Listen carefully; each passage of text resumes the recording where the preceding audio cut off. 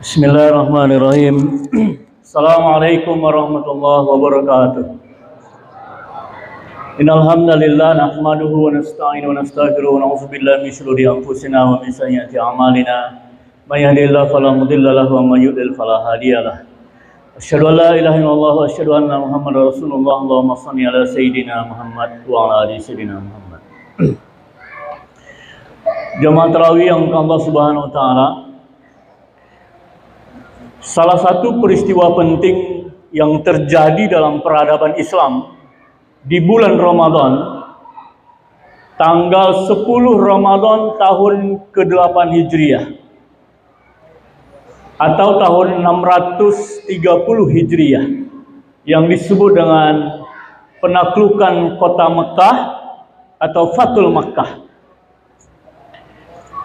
Masalahnya Pak Abdul Hamid, kita tidak laksanakan peringatan itu ya.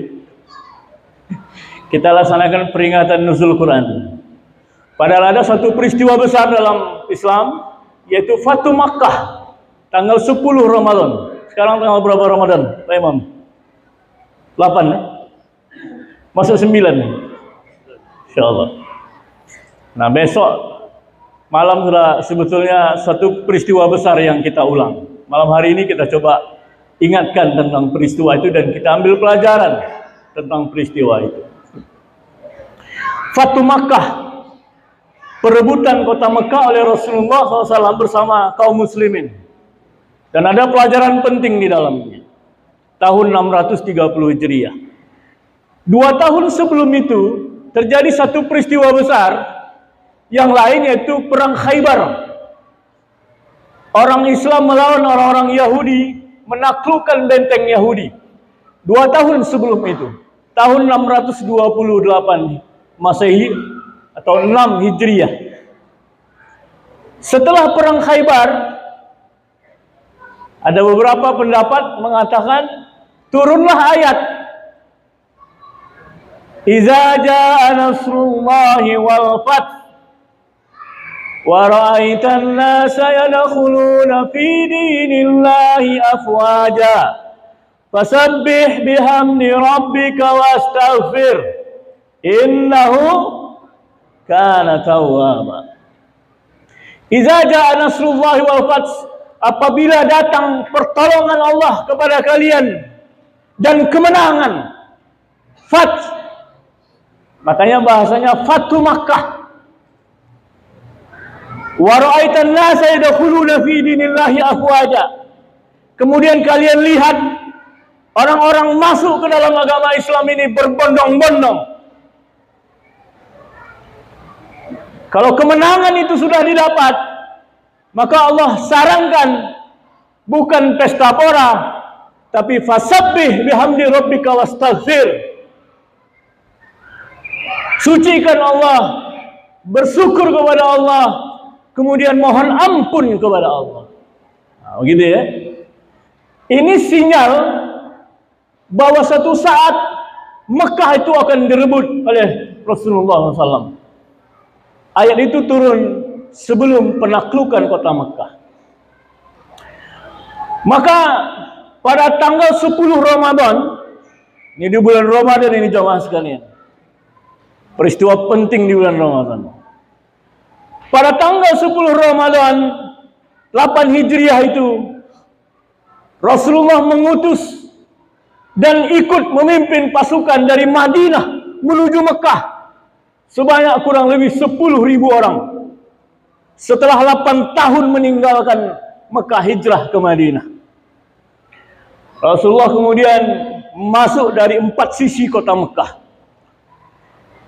Dari sebelah kanan dipimpin oleh Khalid bin Walid, dari sebelah kiri dipimpin oleh Sa'ad bin Abdillah, kemudian ada Ali bin Abi Thalib, kemudian Rasulullah memimpin dari pasukan depan masuk ke dalam kota Mekah. Sampai di gerbang Mekah, Rasulullah berhenti melihat kota Mekah. 8 tahun dia tinggalkan, betapa rindu dia. Kita baru 2 tahun karena COVID. Tidak tahu nih, habis ini bisa pulang, sepi kayaknya masjid ini. Tahun ini bisa pulang Pak. Yang pulang kampung. Rasulullah 8 tahun tidak pulang kampung. Kerinduan yang luar biasa terhadap kampung halamannya. Sampai di gerbang Mekah, dia melihat dari jauh Ka'bah. Dia lihat Gua Hira di mana dia menerima wahyu pertama. Dia ingat bagaimana Rasulullah, bagaimana dia dilempari, diludahi, dicaci, dimaki, dianggap gila.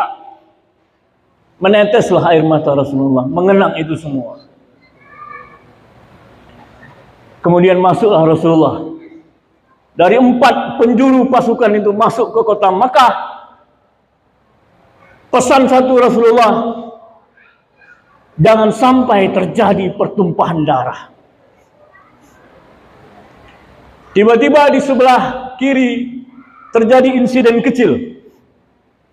Sa'ad bin Ubadah berteriak kepada pasukannya di sebelah kiri, "Ya ayyuhal ikhwah, wahai pasukan, hazihi yaumul qital, hari ini adalah hari perang, semua yang dihalalkan." Diganti Rasulullah langsung menjadi Ali bin Abi Thalib. Sebab Rasulullah ingin merebut, menaklukkan kota Mekah dengan tanpa pertumpahan darah. Akhirnya masuk sampai di Ka'bah. Orang-orang Quraisy bersembunyi di dalam rumahnya masing-masing. Ketakutan. Ketakutan mereka melihat 10.000 pasukan bersama Rasulullah. Akhirnya mereka bersembunyi. Kita tahu kemudian Rasulullah sampai di Ka'bah, kemudian menghancurkan berhala-berhala di dalam Ka'bah. Setelah itu orang-orang Quraisy dikumpulkan di sekitar Ka'bah. Kemudian khutbahlah Rasulullah SAW. Tertunduk kepala mereka. Orang-orang yang dulu memusuhi Rasulullah SAW sekarang di hadapan Rasulullah dengan kepala tertunduk. Setelah 8 tahun ditinggalkan Rasulullah, bagaimana ketika Rasulullah berdakwah diuji dengan berat, diboikot sampai kaum muslimin kelaparan, sampai turun ayat Al-Baqarah 214, am hasibtum an tadkhulul jannah wa lamma ya'tikum masalul ladzina khalu min qablikum massathumul ba'sa wad-dharra wa zulzilu hatta yaqula Rasulullah wal ladzina amanu ma'ahu mata nasrullah. Apakah kalian mengira kalian akan begitu saja masuk surganya Allah sebelum datang ujian kepada kalian? Seperti orang-orang terdahulu sebelum kalian, mereka disiksa, dihinakan, wazulzilu, diguncangkan seberat-beratnya. Hatta yaqula Rasulullah, sampai berkata Rasul bersama orang-orang beriman, mata nasrullah, bila lagi datang pertolongan Allah. Inna nasrullahi qarib, sesungguhnya pertolongan Allah itu dekat. Begitu orang-orang itu hari ini, tanggal 10 Ramadan, tahun ke-8 Hijriah, ada di hadapan Rasulullah. Kemudian bertanyalah Rasulullah kepada mereka. Mereka semua ketakutan. Biasa kalau orang Arab, Pak, kalau dendam dia, putus kepala ini dari leher ini. Orang Arab begitu. Kalau dendam dia, terpisah badan ini dengan kepala. Makanya ketakutan orang-orang Quraisy. Kemudian bertanya kepada Rasulullah, bertanya kepada mereka, wahai orang-orang Quraisy, orang-orang Mekah, kira-kira apa yang aku lakukan kepada kalian? Tidak berani mereka melawan, Pak. 10.000 yang datang, pasukan lengkap. Kita berhenti sebentar, masih ada waktu saya 5 menit. Kita ambil pelajaran dari kisah ini sebelum kita tutup pelajaran tentang episode Rasulullah dalam perjalanan ini. Ada suatu pepatah dalam bahasa Inggris disebut dengan power tend to corrupt.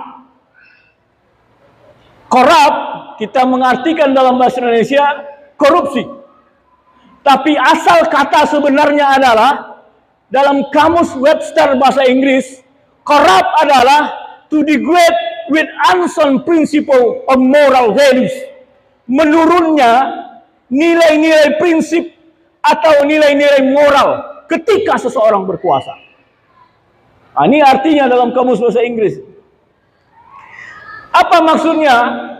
Ketika kekuasaan itu dipegang, banyak terjadi penyimpangan, dan yang paling dahsyat adalah penaklukan sebuah kota. Kita ambil contoh. Saya mengajak melihat sejarah. Tahun 1099, ketika terjadi perang salib. Saya bukan, mohon maaf nih, ini Pak Ustadz ceramah radikal ini. Bukan ini.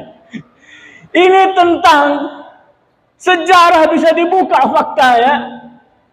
Pada tahun 1099, ketika perebutan kota Yerusalem, perang salib pertama, buka Google ini, sejarah. Umat Islam dibantai, mohon maaf saya bilang, oleh pasukan salib. 60.000 orang dibantai secara dahsyat. Bahkan untuk mempercepat kematiannya, mereka diikat. Anak-anak, orang tua, perempuan digabungkan, diikat menjadi satu tiang gantungan supaya cepat. 60.000 orang dibantai habis.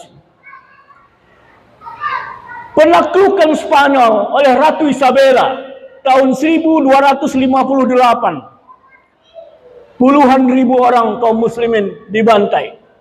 Selama 7 abad sampai tahun 1492. Runtuhlah Khalifah Abbasiyah. Ratusan ribu orang muslim dibantai. Kita ingat bagaimana Baghdad, peradaban Islam di Baghdad tahun 1100 Masehi oleh yang disebut dengan bangsa Mongol, Hulagu Khan namanya.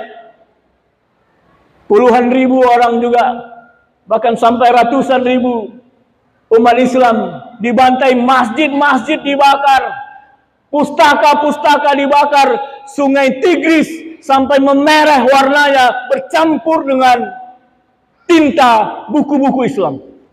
Habis peradaban Islam. Begitu. Bahkan yang terakhir kita dengar bagaimana ethnic cleansing di Chechnya.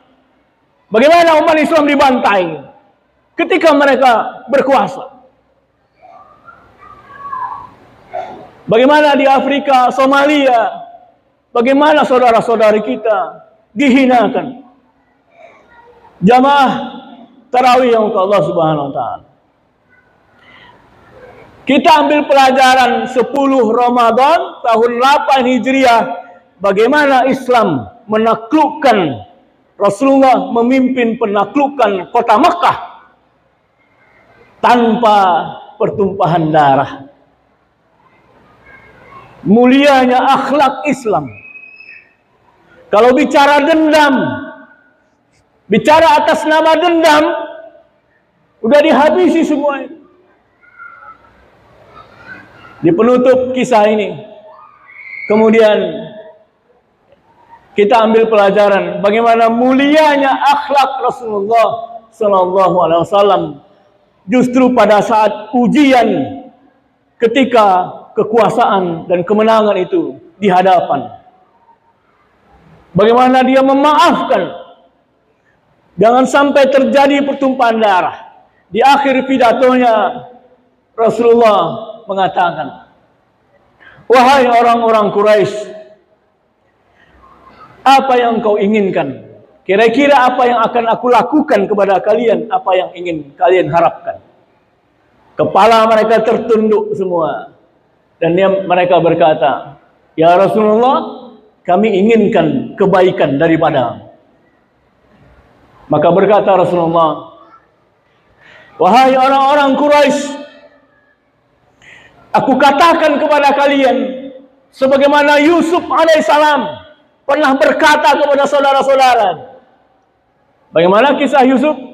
Ketika saudara-saudara Yusuf alaihissalam ingin membunuh Yusuf, ya, kisahnya yang sangat masyhur. Kemudian setelah dia diselamatkan Allah, dia maafkan saudara-saudaranya. Berkumpul kembali mereka dengan ayahnya Nabi Yakub alaihissalam. Nabi Yusuf maafkan semua saudara-saudaranya yang sudah berusaha membunuhnya. Apa kata Rasulullah? Wahai orang-orang Quraisy, pada hari ini aku katakan kepada kalian, sebagaimana Yusuf alaihissalam berkata kepada saudara-saudaranya, kalian aku bebaskan, kalian tidak bersalah. Menangislah orang-orang Quraisy sebab tidak jadi terpisah kepalanya dari badannya. Dan ternyata mulianya akhlak Rasulullah SAW. Di bulan Ramadan 10 Ramadan 8 Hijriah, kisah penaklukan kota Mekah tanpa pertumpahan darah. Bahkan lebih hebat daripada itu, Rasulullah maafkan semua orang-orang Quraisy yang dahulu telah menghinakannya, membuat dia mesti pindah hijrah sembunyi-sembunyi dari Mekah menuju ke Madinah. Kemuliaan hati Rasulullah SAW ini kita hadirkan dalam bulan Ramadan ini. Kita timbulkan kecintaan kita yang luar biasa kepada Rasulullah SAW, supaya kita insya Allah berkumpul bersama beliau nanti di surganya Allah Subhanahu Wa Taala. Semoga Ramadan ini Ramadan yang terbaik bagi kita. Semakin kita tingkatkan kecintaan kita dengan kisah-kisah Rasulullah SAW. Demikian, mohon maaf jika ada yang benar itu datang dari Allah Subhanahu Wa Taala, yang salah itu dari kekelapan saya pribadi. Subhanakallahumma wa bihamdika asyhadu an la ilaha illa anta astaghfiruka wa atubu ilaik. Assalamualaikum warahmatullahi wabarakatuh.